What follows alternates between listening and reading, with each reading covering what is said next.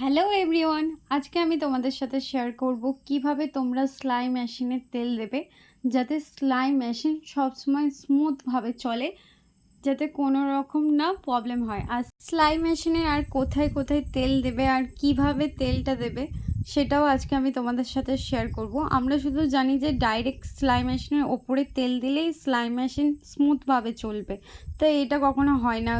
তার আগে সেলাই মেশিনে অনেক পার্ট আছে ভেতরে, সেই পার্টগুলোতে তেল দিয়ে যদি রাখো তবেই কিন্তু স্মুথভাবে চলবে। তো চলো আমি শেয়ার করছি যে তোমরা কিভাবে সেলাই মেশিনে তেল দেবে। তো দেখো, প্রথমে সেলাই মেশিনটাকে আমি টেবিল থেকে আলাদা করে নেবো। তার জন্য ফিতেটাকে খুলে নিলাম, যে দড়িটা থাকে সেলাই মেশিনের পাশে ওই দড়িটা খুলে নেবে। আর এরকম দেখবে দুটো লক থাকে, এই লকগুলো খোলার জন্য কোনো স্ক্রুড্রাইভার বা কিছু লাগবে না, শুধু সেলাই মেশিনটাকে মাঝখানটা ধরবে, দিয়ে এরকম তুলে ধরবে, তাহলেই দেখবে লকগুলো খুলে যাবে।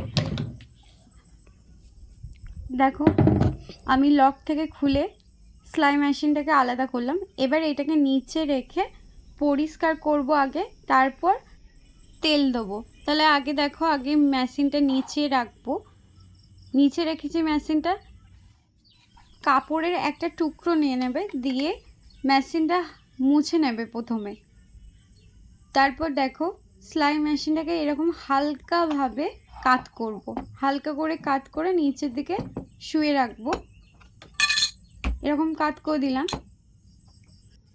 এবার এই সেলাই মেশিনে এই দেখো, এই নিচের পার্টগুলোতে আগে তেল দেবো। তার আগে ভালো করে মুছে নেব, কারণ নিচের পার্টগুলোতে অনেক নোংরা জমে থাকবে। দেখবে যখন সেলাই মেশিনটা এরকম কাত করবে বুঝতেই পারবে যে অনেক ময়লা জমে থাকে। তো সেই ময়লাগুলোকে আগে পরিষ্কার করে নেবো, দিয়ে তারপর তেল দেবো। এখানে দেখো, আমি একটা সেলাই মেশিনে দেওয়ার তেল নিয়ে নিয়েছি। এটা বেশি দাম না, 20 টাকা দাম। তোমরা যেখানে সেলাইয়ের জিনিসপত্র পাওয়া যায় সেখানে যেই বলবে মেশিনের তেল, তো এরকম তেল তোমরা নিশ্চয়ই পেয়ে যাবে। এবার দেখো, যেখানে নাটগুলো আছে সেই নাটগুলোতে 2 ফোঁটা কিংবা 1 ফোঁটা তেল দেবে, তার বেশি কিন্তু দেবে না। যদি মেশিনটা ধরো অনেক দিন ধরে তেল দাওনি, তো অবশ্যই 2বার করে তেলটা দেবে। আর যদি কন্টিনিউ তোমার মেশিন চলে এবং কাজ করো আর প্রায় তেল দাও, তাহলে 1 ফোঁটা করে তেল দিলেই হবে। তো এখানে দেখো, আমি 1 ফোঁটা 1 ফোঁটা করে তেল দিচ্ছি, কারণ আমার মেশিনটা রানিং, সব সময় মেশিনে কাজ চলে। তাই জন্য আমি 1 ফোঁটা 1 ফোঁটা করে যেখানে দেখো নাটগুলো আছে সেই নাটগুলোতে তেল দিয়ে দিচ্ছি, যাতে মেশিনটা স্মুথভাবে চলে।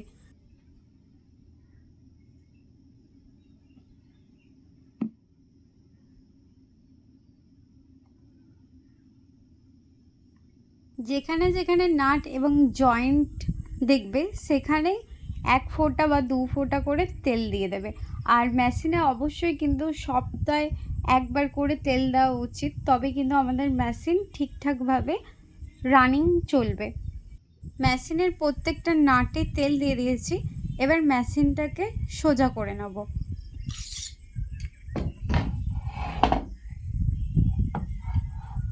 সোজা করে নিয়েছি দেখো। এবার ওপরের পার্টগুলোতে তেল দেবো, তার আগে মেশিনটাকে ভালো করে মুছে নেব। আর যেখানটা আমরা সেলাই করি, মানে কাপড় জামাটা ভেতরে ঢুকিয়ে সেলাই করি, সেখানটা অবশ্যই কিন্তু ভালো করে মুছে নেবে, যাতে কোনো রকম ময়লা না থাকে। নাহলে তেলের সাথে ময়লাটা যদি মিশে যায় তাহলে কিন্তু মেশিনটা আরোই ডিস্টার্ব করবে। পরে তেল দেওয়ার পর চলবে ঠিকঠাক, কিন্তু পরে মেশিনটায় অসুবিধা হবে। তো আমি ভালো করে চারিদিকটা মুছে নিলাম, আবার টেবিলের সাথে মেশিনটাকে জয়েন্ট করে নিলাম। এবার ওপরের পার্টগুলোতে তেল দেবো। ওপরের পার্টগুলোতে কিভাবে তেল দিচ্ছি দেখো, ওপরের পার্টগুলোতে 1 বা 2 ফোঁটা করে তেল দেবো, দিয়ে এরকম 1বার করে চালিয়ে নেবো মেশিনটা, মানে হাতে করেই চালাবো। দেখো ঠিক আমি কোথায় কোথায় তেল দিচ্ছি, তোমরাও ঠিক মেশিনের মধ্যে এভাবেই তেল দেবে। এই ভিডিওটা তোমাদের যদি ভালো লেগে থাকে তো অবশ্যই চ্যানেলটাকে সাবস্ক্রাইব করো। আর এভাবে তোমরা কখনো মেশিনে তেল দিতে কিনা কেউ আমাকে কমেন্টে কিন্তু অবশ্যই জানিও।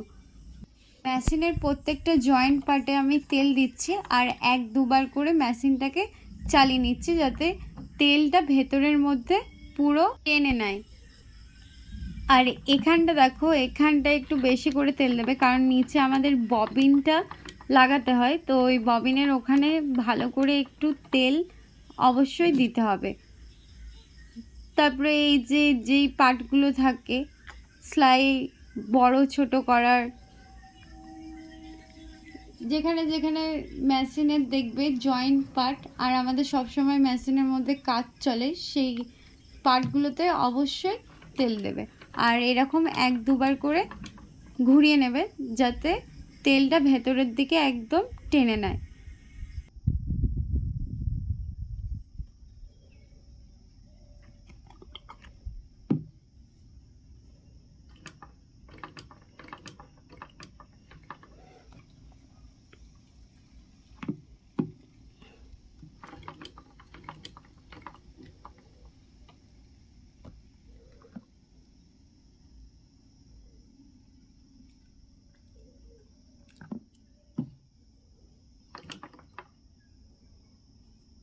উপরের পার্টগুলোতে তেল দিয়ে দিয়েছি।